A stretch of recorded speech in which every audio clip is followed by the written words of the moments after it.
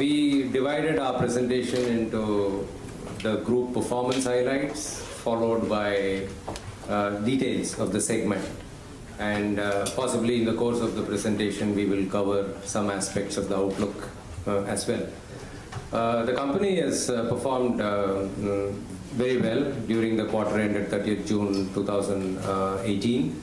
And the strength of the performance is borne out by the fact that across various parameters, the company has done very well and exceeded the previous year's first quarter numbers handsomely.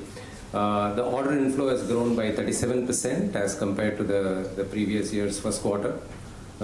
Because of the 19% increase in revenues, there is also a moderation in the order book growth by about 3%. But that's fine, considering the fact that the momentum for picking up orders and executing underlies the movement of these numbers. The most satisfying part of this is the ability to work profitably, and the profitability has improved in terms of EBITDA margins by about 160 basis points, which translates to a 40% growth in EBITDA year on year for the first quarter. Consequently, the profit after tax moves up smartly by 36% as compared to the previous year's first quarter. Looking at the results in some detail, let me start with the order inflow, which is where all of that exercise for the company's performance begin. During the quarter ended 30th June 2018, we have secured orders worth 361 billion rupees. And the 361 billion rupees is a 37% growth over the 264 billion rupees that we won during quarter one of the previous year. If you look at the 361 billion rupees, we find that nearly 74% of 361 billion rupees is from domestic orders, and the international orders at 94 billion rupees represents a 26% share. Insofar as domestic orders are concerned, we saw a 45% growth as compared to the quarter one of the previous year. 185 billion rupees was the orders that we picked up from domestic markets in Q1 of the previous year, and in Q1 of the current year we picked up 267 billion rupees.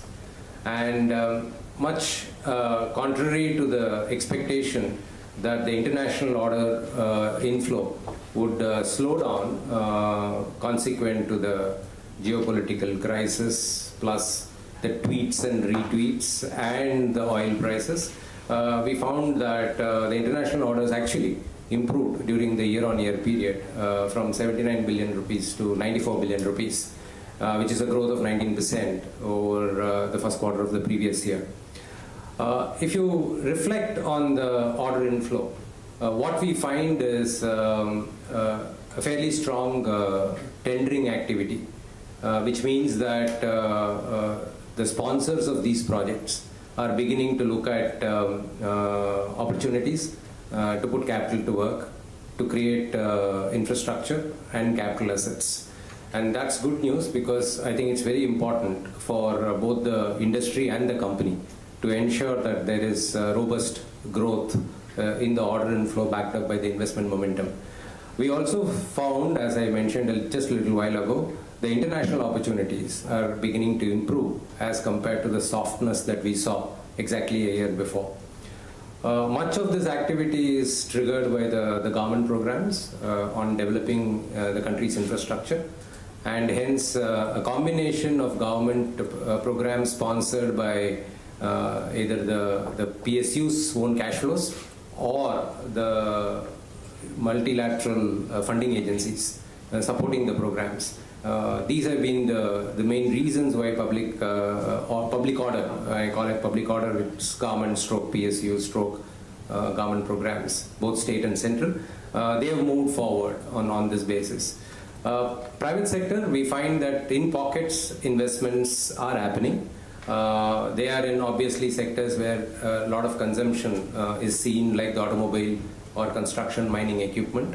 But in the metal space with which the company is intimately connected, much of the investment currently happening are to pick up the stressed assets that are available. So consequently, we find that the investment, either brownfield or greenfield, directly into sectors is not as strong as it once used to be. But I guess private sector by and large is on wait and watch mode, and would possibly make the moves once the environment is conclusively favoring economic activity for their respective businesses. The infrastructure has been the main lever for growth of orders, and we saw this momentum turn in October last year, and we had 2 quarters of the previous year finishing on a fairly strong note, and we were anticipating that this momentum could continue.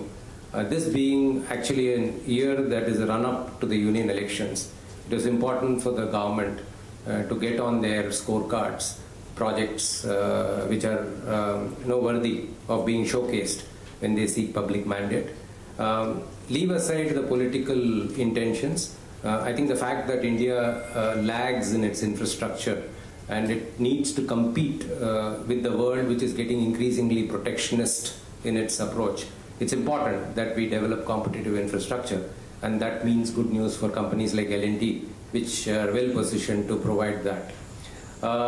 So consequently, the order book is at 2.7 trillion rupees, which is fairly robust and provides considerable clarity to the company's revenue streams over the next couple of years. As I mentioned, bulk of this 361 billion rupees came from infrastructure.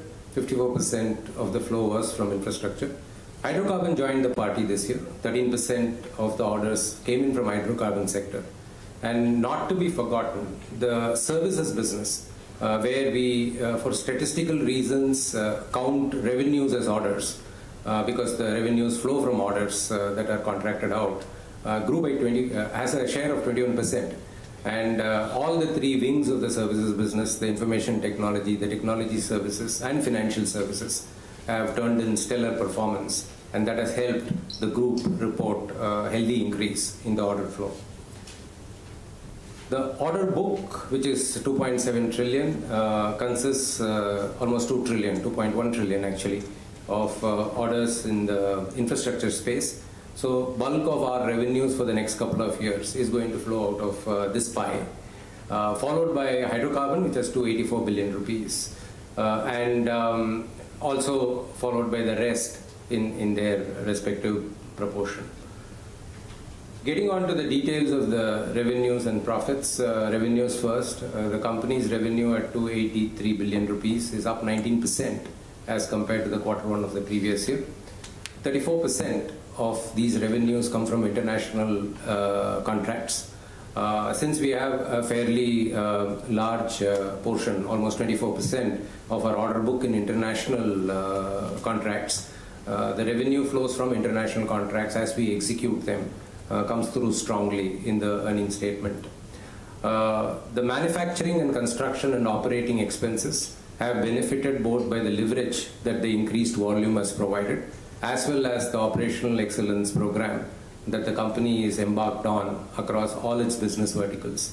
So consequently, on the back of a 19% revenue growth, we find that the operating expenses have grown by 13%, leading to a headroom for profitability improvement.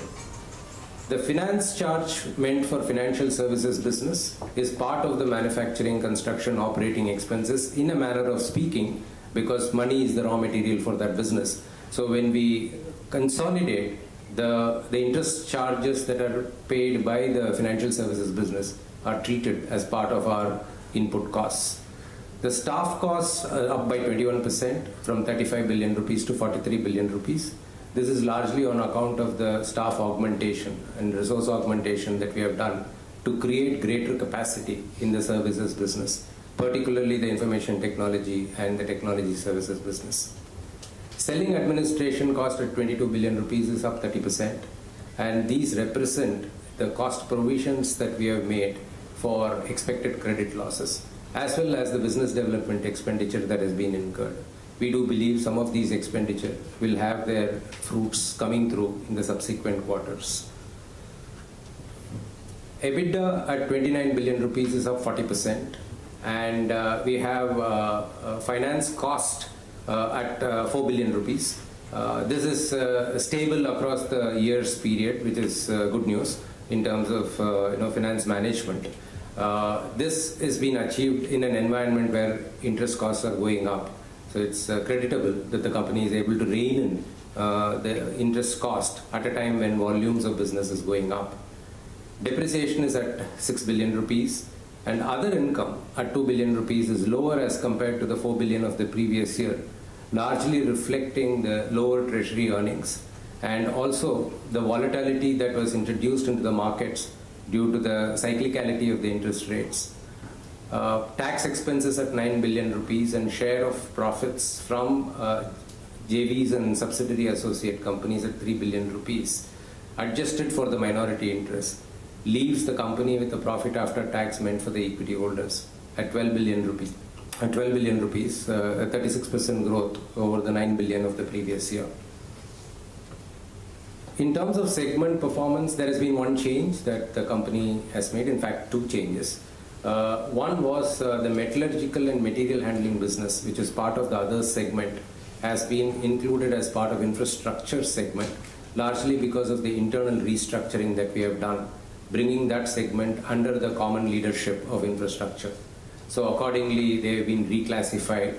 Commencing from this year's first quarter, you will find infrastructure segment to include MMH. The other change that we have made is heavy engineering, which included both the process plants and nuclear plants, along with defense engineering, has been bifurcated into defense engineering and heavy engineering. And heavy engineering retains the process plant and nuclear power plant equipments, whereas the defense engineering includes the systems and services that we provide for the defense aerospace sector. The shipyard that we have down south is largely dedicated for the naval application. So consequently, the shipyard has been christened as part of the defense business and clubbed along with the defense segment. So we're going to have the announcements with an additional segment in terms of defense engineering, but to possibly many analysts and commentators' relief, the other segment will get less crowded and a little more easily discernible. Let me start with each of the segments to tell you how it has performed. Infrastructure is the biggest segment, so we start with the infrastructure segment. The segment recorded a revenue of 121 billion rupees, and that's almost close to 10% growth over the previous year. It's not so much about the percentage there, but it is important to note that such a large segment moving at a 10% growth speed is actually good news and augurs well for the company's revenue overall. Out of the 121 billion rupees, we have 37 billion rupees coming in from international projects. As you know, in the past, we have spoken about the orders that we have won in infrastructure space in overseas markets like Middle East, Sri Lanka and elsewhere. And execution of those projects have actually led to the share of 37.5 billion rupees. The EBITDA margins have moved on from 7.1 to 6.8, but this is largely reflecting the stage of execution, and we have actually repeated ad nauseum in this forum that the quarterly margins are not representative of the whole year's margin position. They move according to the dynamics of the job mix and when the jobs reach a milestone stage where margins get recognized. So considering the mix that we have for the quarter ended 30th June 2018, the margins are at 6.8%.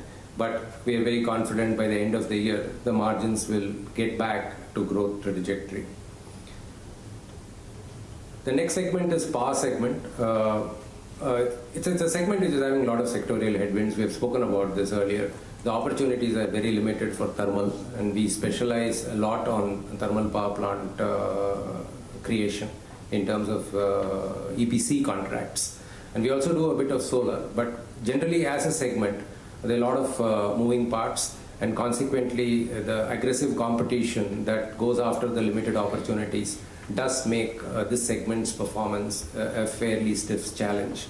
But having said that, given that we are a very leading EPC player, we are trying to figure out models and opportunities to ensure that we have meaningful role in the opportunities, whatever they be in this segment. We've also stepped outside of the country We've been doing 3 projects in Bangladesh rather successfully, indicating that the competencies that we have in this segment can be put to global application and need not be restricted to India. We do find that on the back of these orders that we have won outside of India, we've been able to increase the contribution of the revenues from international orders, and they are at 3.5 billion rupees as against the 10.8 billion rupees of the total segment revenue.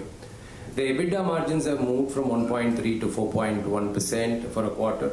Neither percentages are representative of the true margin potential of this business. And like any other project business, they reflect the cost booking and the revenue and the margin recognition at a given point in time. Even though the segment does oversee the business of boiler and turbine manufacturing, because these are jointly controlled units along with our partners, Mitsubishi Heavy, the financial statements recognize neither revenue nor any of the cost items. It's only the profit or loss of these JVs are added as a line item. So consequently, the EBITDA margins of the power segment excludes the EBITDA margin of manufacturing activity, which generally, by definition, are healthier. Hydrocarbon segment has been a good turnaround story. It always was a good, profitable, dominant segment. We went through a very rough patch a few years ago, but to the credit of the organization, it has bounced back rather well, completed all those difficult projects. We incurred losses, but most importantly, we won the trust of the customer because we completed those projects and handed over them successfully. We do believe all of that legacy is behind us, and the results that you see are representative of the progress that we are making on the current set of orders, which I do believe are profitable. The net segment revenue from hydrocarbon at 35 billion rupees is up 38% as compared to 25 billion of the previous year's first quarter. Much of this revenue comes from international markets because half of a business anyway is international, and hydrocarbon by definition is an international business. So 18.4 billion does come out of international contracts execution. The EBITDA margins of this business is steadily increasing from a situation where we were losing money on projects to a situation where we are up 7% to the current quarter. Does show the trajectory. We do believe that the best for this segment is yet to come. The heavy engineering segment that I spoke to you about has got bifurcated as mentioned. So just talking about the process plants as well as the nuclear plant, specialized custom built equipments for oil and gas refinery sector, etc. The segment has done very well in the quarter. The numbers are far modest as compared to infrastructure sector, but that is understandable. Given the fact that it is a very niche business and high-tech involves high-tech manufacturing, the segment has done well to have 3.3 billion rupees of revenue, which is a 29% growth over the 2.6 of the previous years. This business is also fairly international. Bulk of the orders that we have picked up in this segment during the quarter are international orders, and clients across US, Europe and elsewhere order our equipments, and they are very happy customers. So the share of international revenue at 1.5 billion rupees is pretty significant out of the 3.3 billion rupees of total revenue. The EBITDA margins at 36% is again in equipment business, and particularly the long lead customized equipment. There are milestones where some of these margins are recognized. So 36.1% margin that you see is a reflection of the situation at hand currently. That is not to suggest that the business clocks at 36% EBITDA margins. So it's very important to understand that these margins will be much healthier being specialized manufacturing as compared to a project business. I do see that by the time the year ends, they will moderate into more realistic numbers. Looking at defense engineering, which is the new baby, the segment has done well. No connection to the reasons why we are bifurcating. We are bifurcating because internally we have restructured the organization. We have a director on the board of the company representing this business. So we do believe that defense engineering is a business for future, and I think the country would do well to spend considerable amount of effort in terms of policy and procedures to support Indian manufacturing. And we've geared ourselves up. We've been spending close to 30 years in this area, but doing work rather quietly under the radar. But we possibly think that a time has come where the company can showcase its skills in a more direct and forthright manner. So we do hope that Government of India and Ministry of Defence do give us that opportunity. But pending that, just to keep plugging away at growth, we have grown the revenue by 37% at 7.3 billion rupees. And much of this is Indian business, obviously, so you find the share of international pretty modest. And the EBITDA margins are at 11%. This business last year had a negative EBITDA margins, and largely because, if you recall, the segment includes the shipyard, and we made inventory write-downs last year in the shipyard, which is not there now anymore. So the margins are more reflective of the current execution.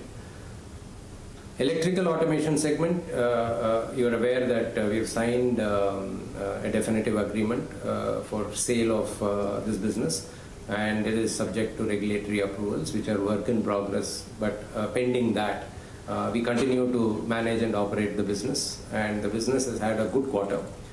We do find that there is an increasing demand for standard products. They've grown well during the current quarter. Much of the demand for standard products comes from the building industry as well as the industrial part, including the infrastructure such as metros. We do find that the segment revenue at 12.8%, which reflects a growth of 13.2%, does do justice to the opportunities that are existing. We being a market leader, we do tend to grow faster than the market. If I were to adjust, this being a product business has been most impacted, if I can say that, because of the introduction of GST. So the previous year's numbers, which are comparable numbers, are inclusive of excise duty. And to that extent, the current quarter's numbers are excluding those. So on a like-to-like, if you were to compare, the margins are looking at 13%. But you might find that if you take away the adjustment and compare dissimilar numbers, the growth would be more modest at 6%. The product businesses, as I mentioned, are the leaders for this growth. And the margin improvement is largely on account of both better product mix as well as improved realization in the marketplace. Information technology and technology services are two segments in the high technology area that we run. These are two listed companies, separately listed and reported. But for our consolidation purposes, we segment them together. And the segment has done very well, very strong top line growth of 33% between 31% between the two of them. The technology services grew their top line by 40%, and the information technology business grew their top line by 26%. The margins of both these businesses have done well. They've improved on the back of both the high quality work that they are doing as well as the cost arbitrage that they are able to drive through their models. The EBITDA margins consequently on a 33 billion rupees of revenue is at 24.8%. Developmental project business consists of our Hyderabad Metro, the power development, as well as Katupalli Port. Happy to report that the Katupalli Port divestment has been completed. So we would stop possibly covering Katupalli Port's financial going forward. Hyderabad Metro is work in progress. 30 kilometers have been commissioned, and the balance is fast moving towards completion. Power development project is a power plant that we run in Punjab, 2 into 700 megawatts plant, and we have a power purchase agreement and coal supplies tied up. So these three are the operational businesses which together contribute 14.9 billion rupees to our total turnover, and the EBITDA margins for this business is 30.4. The reasons why the EBITDA margin is also increasing is because we monetized the Katupalli Port, completed the transaction and recorded profits in the books. So to that extent, this margin will moderate itself going forward because the benefit of this one-off transaction will disappear from the charts.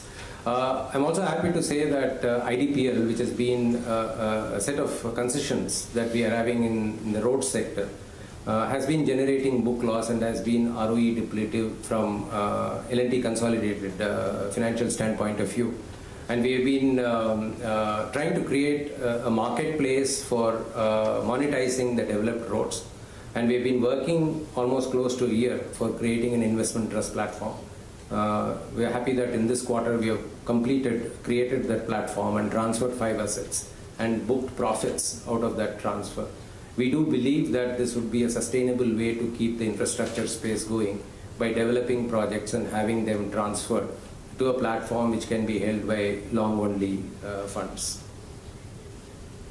Financial services has done very well. You would have seen the reports in the press. Very strong top-line growth of 33% at 30 billion rupees. And the profit after tax at 5.38 billion rupees is up 71%. And there were a lot of speculation about the health of the portfolio. And hopefully the results that have been put out will set to rest all this speculation about the quality of the asset.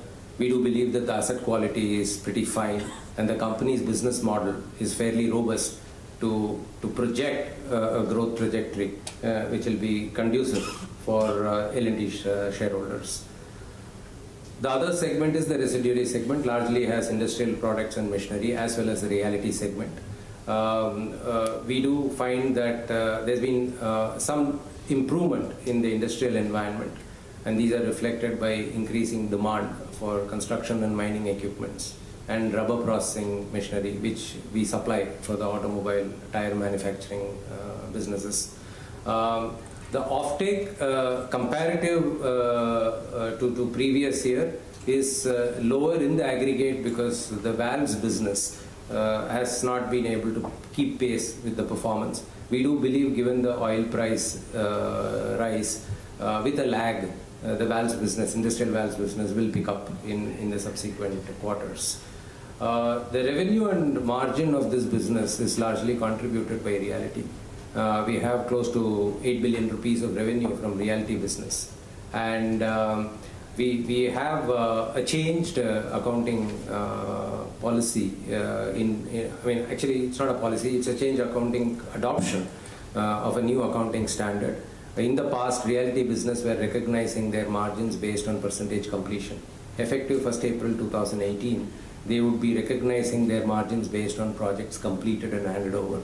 So to that extent, you will find that the actual delivery of the real estate assets will be linked to the trajectory that you will find in terms of margins for the realty business.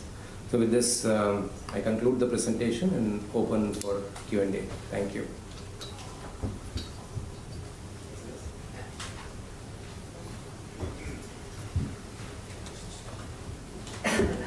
Good afternoon. Please smile first.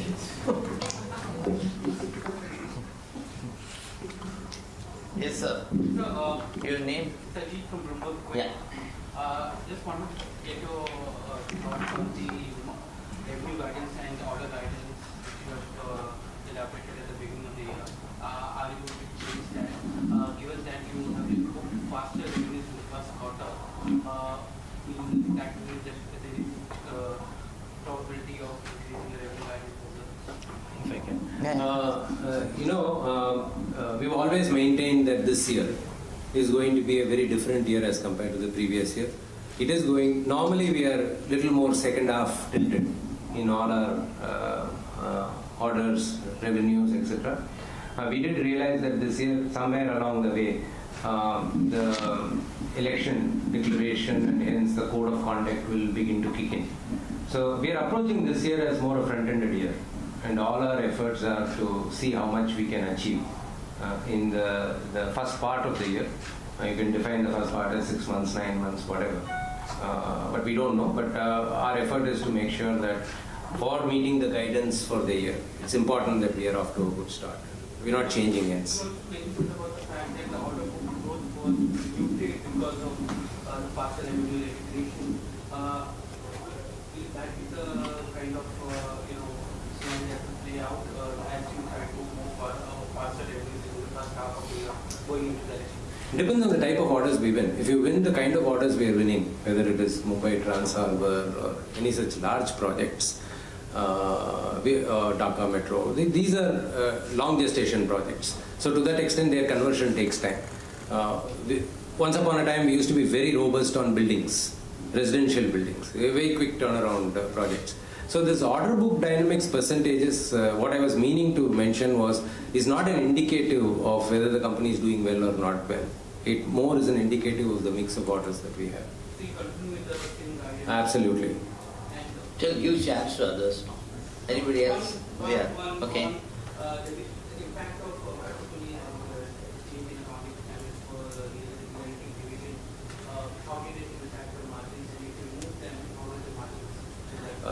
I don't want to remove them because they're in there. 355 crores is the profits that we made out of Katupalli divestment. So 350 crores rounded off for your convenience. The Ind AS is actually 115. We adopted Ind AS 2 years ago. It is just that accounting standards for contract revenue recognition kicked in now. And what it essentially means is that when we were booking revenue in a more linear fashion, as we were completing projects progressively, revenues and margins were being done.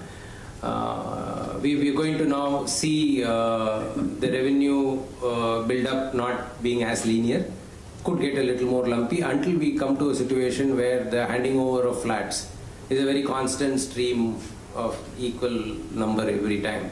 So it would depend on what is the delivery schedule of the various flats. For example, even in Q1, we delivered a bunch of flats in our Parel project. So much of the revenue growth came from delivery of those. So I think this will stabilize. This is not going to be material from L&T's context, but it is a change that you should know. Sir, as far as the non-core asset sale is concerned, Non-core? asset sale is concerned, any update as far as 2019 is concerned on that? We don't make speculative comments on it as and when if something happens. There's been a standard statement and I continue to make that. Could you elaborate which segments are non-core now, like which you are looking to, which you may look to divest in future?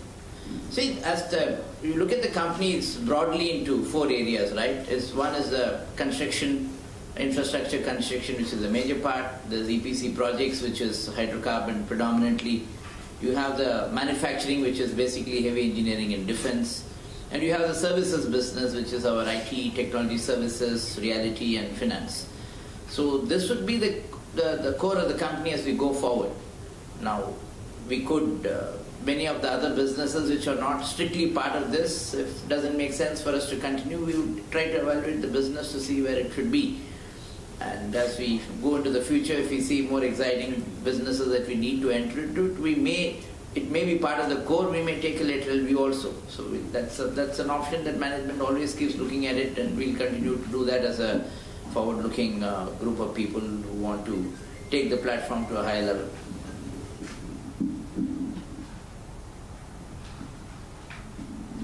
Yes, sir.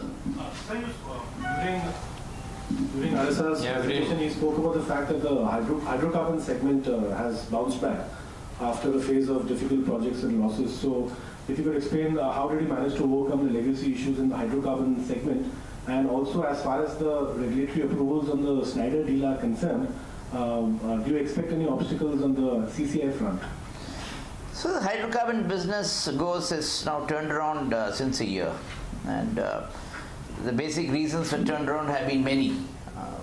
It has been new leadership has come in. We have shut down some offices. We have looked fresh at some of the businesses. We have managed to close down some of the legacy issues. We've gone to the clients and got some reimbursement of claims in our language back. We've been lucky enough to get some good contracts where the performance has been far superior to what it was. We've done projects on time. We've done projects ahead of time. The business has been charged up. People are enthusiastic, and many things have gone into making the business what it is today. Top of it has been the leadership therein. Mr. Colleague Sharma has played a fantastic part there. So that is that part. And as we look into it, I think now with the oil prices going up, we do seem to be a little more optimistic in that business. Plus, we've seen some kind of revival within the Indian domestic segment. We've got the fertilizer order. We've seen some business from HPCL and ONGC as well as from Kane and HMEL. So we seem to be positive about it, and let's hope that continues. From the electrical automation vertical part of it and our ongoing deal with Schneider, as told you many times, we are in the advanced process of submission to the regulatory authorities and to get their approvals.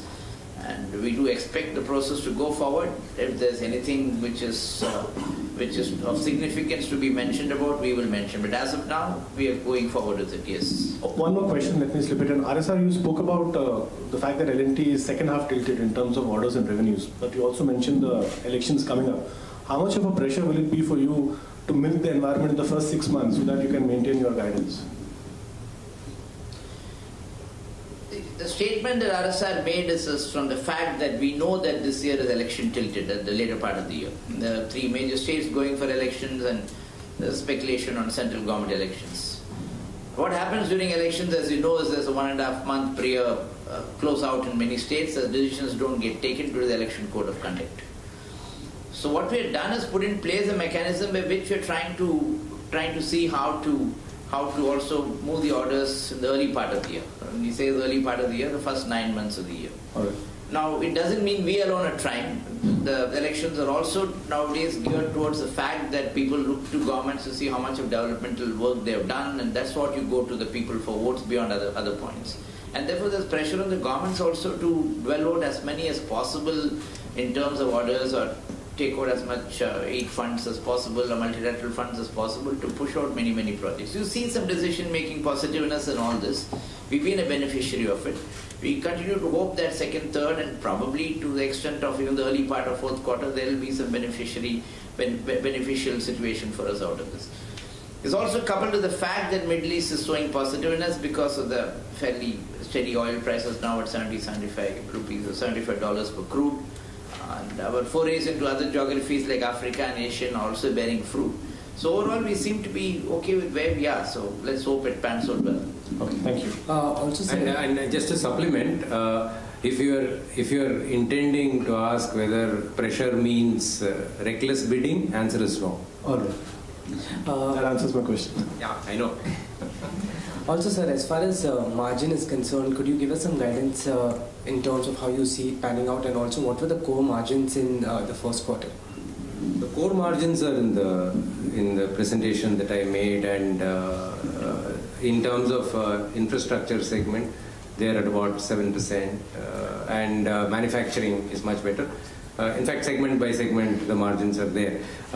Suffice to say that overall for the year, we have put out a guidance of 25 basis points improvement over the margins that we reported for FY18, and we are on trajectory. So, I have a question on the infrastructure business. A lot of projects, flagship projects, have been bid out. Now, what is ahead? From where do you see growth? What are the projects that you are looking to bid for? Some of the flagship projects. Good projects have come out. A lot more good projects are expected to come out. We will bid for it and we'll try to get a share of it. Now, we don't get into specifics of what's coming and what we're going to bid for, but I think we see traction in all the infrastructure verticals. You see orders in all the segments, and I think one should remain positive on that, yes.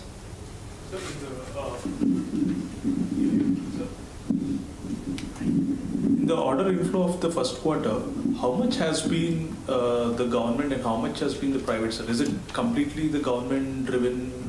Predominantly. The bulk of the spending in India is through the central state governments, is through multilateral funding towards the central state governments.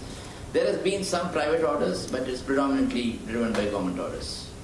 So is it, do you see things improving in an election year in terms of private investment side, or is it the same? Some improvements will be there, but nothing drastic to feel gung-ho about. See, there are private sector investments happening in certain areas, certain sectors, like maybe retail, maybe telecom. That's not TPC driven to that extent. These are more in terms of handsets and networks and network solutions and such like that, which is not part of what we do. Retail expansion is taking place, but this is again not part of what we do, unless there are huge Walmarts and stuff like that coming in, which is not the policy right now.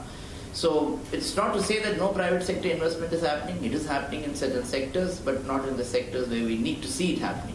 The core sector, the manufacturing, industrial, the infrastructure sector, private investment will take some time to happen, and I don't see it happening before the elections. Thank you, sir. So I have a couple of questions. One, your release mentions a provisioning for the L&T project. If you could share details on that. Second, any specific reason to bring the MMH department under infrastructure, bring it under the same leadership? And third, if you could give me some color in terms of what orders are expected in defense in the same context of it being an election year and there is an election agenda against around defense right now. Should we look for all the questions? Yeah. So we'll ask her to repeat. In development project business, disputes are bound to happen. So we had in reality a project, obviously, since the matter is sub judice, I can't get into details of that.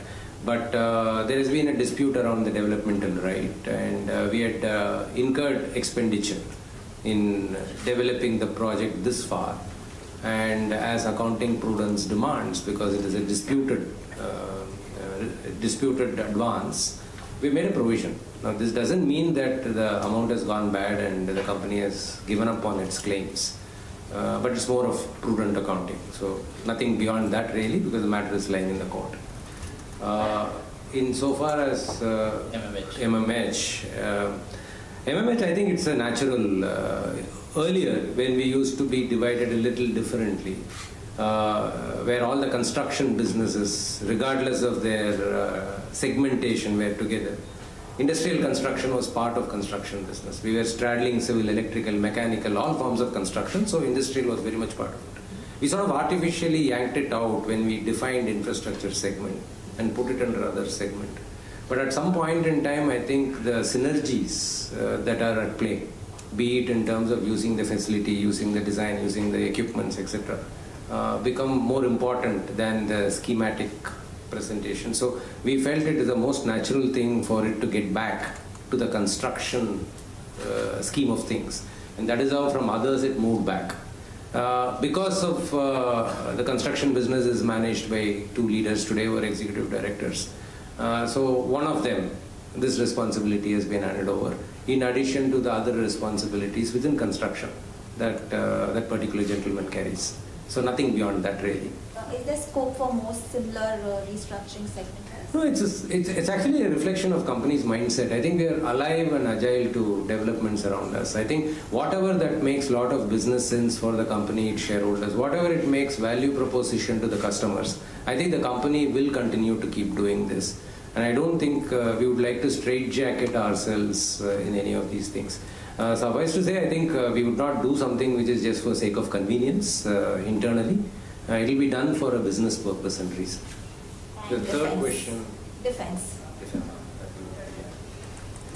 It's a good sector to be in, and we have prudently over the last decade or so built some strategic assets to make the country fairly self-reliant. If you take a ship now, nearly 60% of the weapon systems in a ship, including radars and others, are made by L&T. If you take the K9 gun program now, it's practically indigenized. It's already 65-70% indigenized as we go along, except maybe for the barrel, we're trying to do everything within ourselves. So it's a good business to be in. The fact of defense, and I've said this many times before, is that it's a sector where, being a diverse and geographically spread country, we have different climates. We have a very hot climate in Rajasthan, we have the very cold in the Himalayas, we have the rainy, wet and inaccessible areas in the northeast. And being not such a rich country, we cannot have three types of weapon systems for the various areas. We can only have one. And therefore, a lot of due diligence and fair amount of exercise goes into choosing the right weapon system, definition of it, so on and so forth.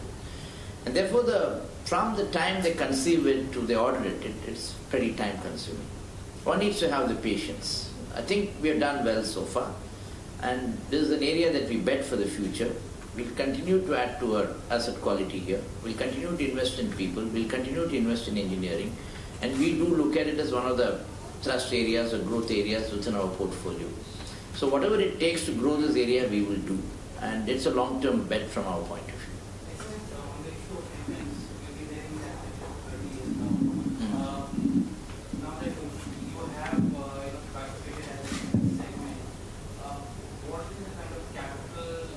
In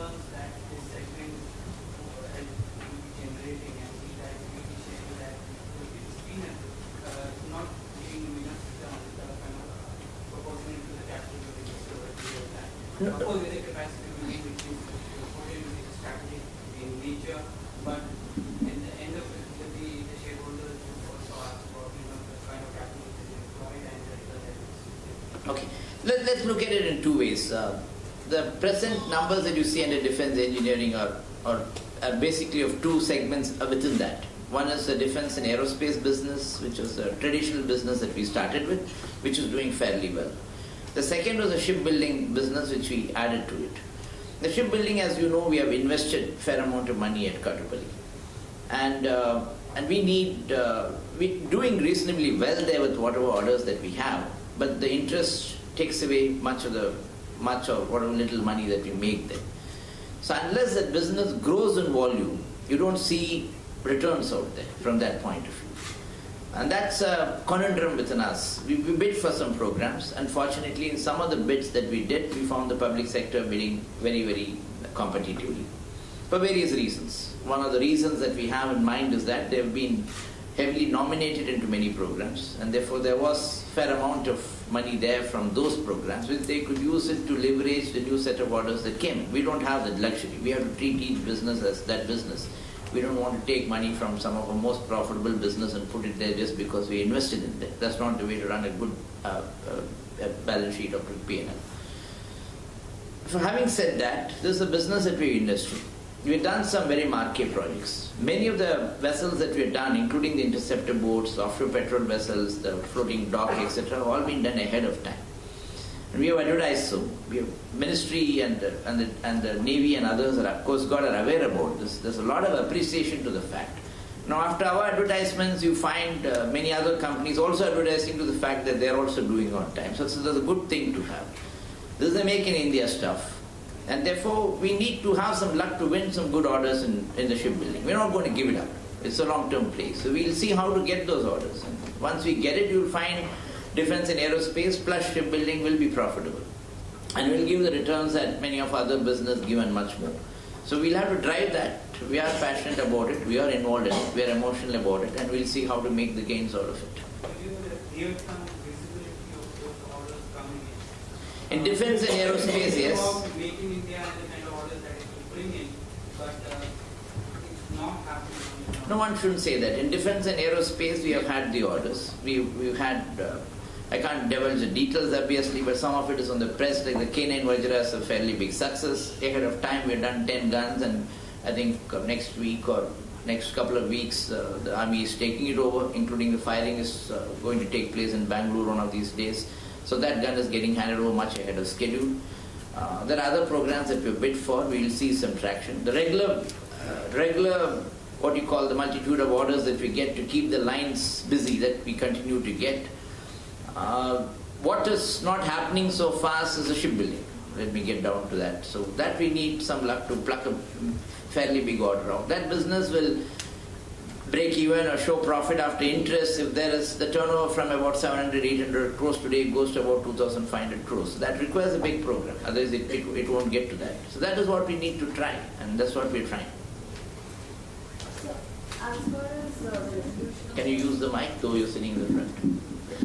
As far as the resolution of stressed asset is concerned, and given the progress the insolvency proceedings have made in the past few months, do you expect any improvement taking place in bank credit flows for the infrastructure sector? I'll try. Because I need to step into bank shoes to answer this. Much of the bank's credit growth in the past 10 years have been on the back of private sector sponsored infrastructure projects. So much of the NPAs are also in sectors which are infrastructure by definition. Each bank has its own strategy, government has its own strategy. Much of the funding has been done by PSU banks. The private banks have not participated in infrastructure space as much. So they are stressed for a different set of reasons, be that it may. We do believe that the resolution is going to be an important step in unlocking credit flow from two perspectives. One is it releases the capital to lend for the banks based on settlement, which so far has been eluding them. And secondly, it provides possibly a fresh lease of life to the asset that has been created. unless the asset that has been created is substantially low in value in proportion to the money spent. I think the utility of all these assets lie in their use. So I think the effort of all the concerned party is to make sure the assets don't go waste. The capital that have been sunk in, maybe a portion will get sacrificed, but it could well worth the cost if the asset is put to good use and returns are generated out of the asset. So I do believe in the medium term this will get resolved. It's not going to be very simple because we are a very complex country and the procedures are very, very tedious. There are courts to which you can appeal based on decisions. So it's not a one-stop solution structure. So everybody would exercise their rights to see, how their interests are protected. But I do believe that resolution will lead to credit flow. And that has to happen in the medium term. I think so. Thank you. Mr. Ram, you are also operation creditor in many of these cases, right? What has been your experience when you were dealing with In one case, not in many. Fortunately, most of our clients are healthy, and that's good news. In one of the cases, we are an operational creditor, and I think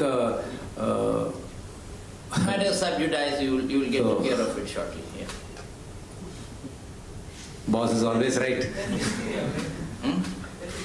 No, it's not an ECO. That's a fact of the matter. It's in courts, and we hope to have the resolution shortly. That is the way out of it. That's not the easy way out of it. I wish it was. Yep. So this current asset sales that are happening because of the insolvency, does it in any way create any opportunities for you? No, says the assets that are being sold under insolvency proceedings, is it an opportunity for us? Have I got your question right? Yeah. No. Answer is no. Not at all. No. Sir, can you throw some light on the debt picture of the company? And as far as staff augmentation that you mentioned, is there a number in terms of addition to the workforce? The debt picture is pretty. We are very under-leveraged company. Debt equity of the parent company and its immediate connected business enterprises are about 0.21 to 1. So that's fine. Much of the leverage comes from financial services and developmental project business, which are anyway independently sourced with no recourse to L&T. So aggregation might look a lot, but in effect, we are very debt-light company. What is the other question you asked? Staff augmentation. Oh yeah. No, this time I've learned my lessons. Whenever I talk about staff augmentation, the headlines come saying how many people we have laid off rather than what we actually do. All that I can mention to you is I think we are trying to invest resources in businesses which are looking promising, and we'll continue to do that.